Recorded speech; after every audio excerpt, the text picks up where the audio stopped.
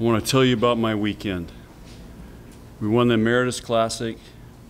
I got to hang, Clarence Thomas sat in my box. That's the Supreme Court Justice for you young people that don't know politics and government. Watched the match. He's a big fan of ours. He was there, and got to hang out with him for a while.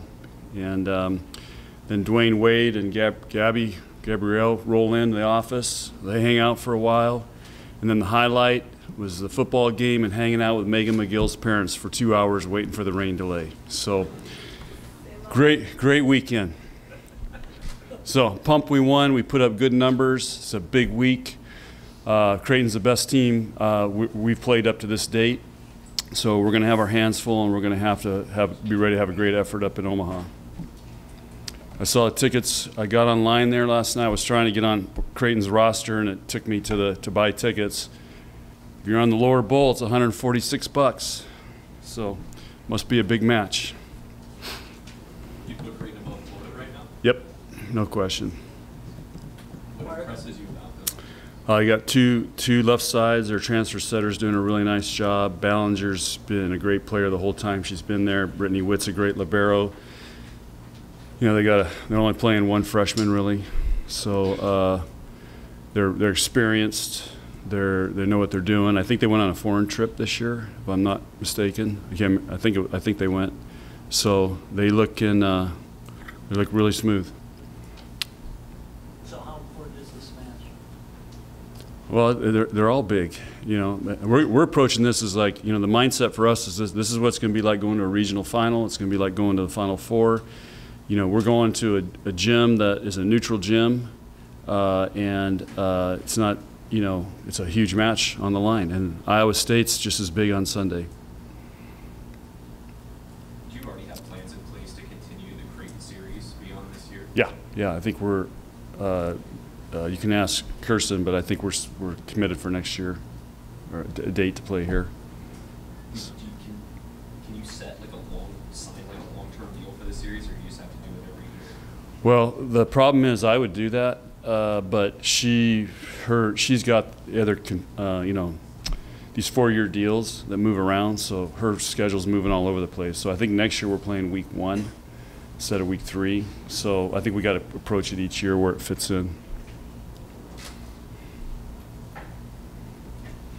This weekend you said that Lauren Stivrins had turned into a game changer.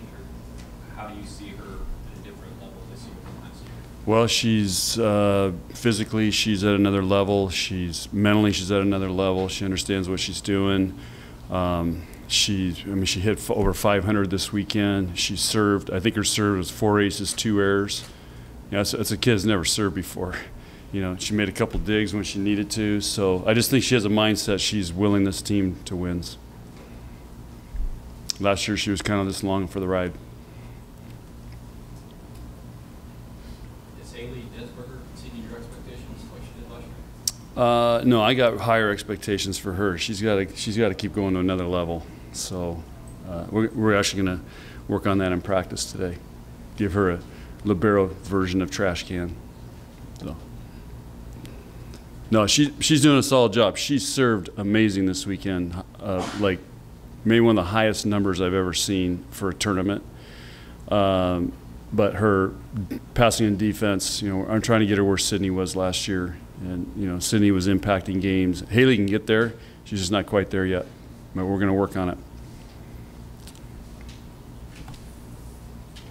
You had mentioned also you want Lauren to sort of take on more of a leadership role on the court. What exactly are you looking for her to do? And just her presence, you know, on and off the court, and being somebody that, you know, mentoring Callie, which she's done a great job, and Aneshka. She's kind of the leader of those middles, but doing it on and off the court, taking care of them. You know, we're trying to develop her into a leader starting in January. Her presence, how she comes to practice, how she approaches everything, how she approaches her preparation, just all those things, you know, becoming a little bit more of a, you know, professional approach to it as opposed to, you know, just going to go out and play. So I think she's really become a student of the game. I guess that's probably what I'm really trying to say. She's mentoring, leading, and she's become a student of the game. I mean, she could take you in and give you a blocking clinic on video. So that's where she's evolved to. Really fired up about that. how do you describe the level of pressure you feel for the Creighton match, knowing that this is a program you've never lost to yet they're on the come right now, and there's in-state. Hey, a year ago they were ranked higher than us, so I don't know if there's any pressure. We're looking forward to a great competition, you know, and for us it's just part of our preparation to get for the Big Ten, and they're going to be a high RPI team because they've played some good teams. And, you know, they're not afraid to play big teams anymore. I mean, they've already played USC. They're going to Illinois. They played Kentucky. So I just think it's a great, and for the state of Nebraska, I mean, there's probably going to be over 10,000 in there. We all ought to be proud of where the women's volleyball is in the state, and there's a great example of it. So I don't feel any pressure. I'm looking forward to a great competition because, you know, you look on paper, they're way more experienced than us, and they've been in a lot more bigger matches than we have with that group than we have. John, you had a huge following 4 years ago when you played there against Creighton. Is this a home match for you on the road? I mean, I think I don't know. I don't think it is because, I mean, there'll be a lot of Creighton people there too. They'll be trying to hold their own, but I think because it's in whatever it's CHI now, it's, you know, still a neutral venue, so it's still going to be different. This will be our first technically road match, and so we got to go through a whole new experience now. It's different on game day. We're gonna go up there Wednesday and stay in the hotel just so we get used to going on the road. I mean, I got 8 players who've never been on the road.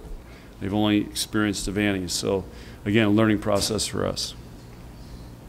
Can Kayla and Kinsey help those younger players through all that? I hope so. They have been all summer, and up to this point, they're doing awesome. Coach, I know you're focused on Creighton, but could you touch on Sarah's induction in the Hall of Fame and how Yeah. good of a player she was in this program? Yeah, that's the other big thing this weekend is, you know, we've been working on this for several years trying to get her back, but because of her commitment trying to become an Olympic beach player, which she did in the last Olympics, she's been playing on all these weekends in September all over the world. So it just happened to work out. We got it all lined up. I think her parents are coming in, but she's not only is she getting inducted into, she's going to get her jersey retired. She's getting inducted in the Hall of Fame here with Coach Osborne and Coach Devaney. So I don't know how you have any bigger compliment than that. And she's going up on our wall as I think the 6th or 7th player I think to go up there. So she's probably the most decorated college volleyball player in the history of volleyball. I mean, when you look at the awards she won volleyball-wise and academic, I'm not sure anybody could top that. So so it's going to be great to have her back and honor her and for her career here. Is she the most dominant player that you've coached here? There was times she was, you know, I remember UCLA semifinals, Final Four in Omaha. I mean, she just took over the match, just ripped off 10 straight jump serves, and but we've had other. I mean, Nancy Mendring was. I mean, I saw her. I mean, she would get 35 kills a match. So the lefties, land of the lefties. But she's a great player and still playing at, you know, however old she is. How old is she? She's probably 33 years old, maybe, still playing, and she's trying to win a medal in the Olympics this year. So it'd be good to interview her. And the other cool thing about Sarah, you know, she was a great student, really loved school. She chose Nebraska because, if you guys remember the story, her dad randomly picked out and called up a professor out of the book. It was an engineering guy, and talked to him for 45 minutes about going to academics here because, you know, she was looking at Stanford everywhere. And she chose to come to school here because of that conversation with that engineering professor. And, you know, and so when I talked to her earlier this summer, I mean, she hasn't gone to med school yet, but she's like getting all these degrees, taking all these classes. I mean, she has not stopped being an academic learner, which is really cool because, you know, she's traveling all over the world, has played all over the world, but still continues with that, and maybe someday she'll be a doctor. So one thing that stood out about her for people who hadn't seen her play, what made her so good? She was one of the most competitive players I've ever coached, and I probably was not prepared as a coach for her level of competitiveness. just from I guess being around guys, you see that, but around girls, and I think that's one of her strengths. Plus, she was really gifted, you know. And again, this is another great story. You know, she was a 4-sport athlete, and her dad had her play soccer. You know, was a really tall. You know, she's 6'5". Played soccer, played basketball, badminton. That's why she has such a great arm swing, and then of course volleyball. And so again, another case for being multi-sport athletes for kids growing up.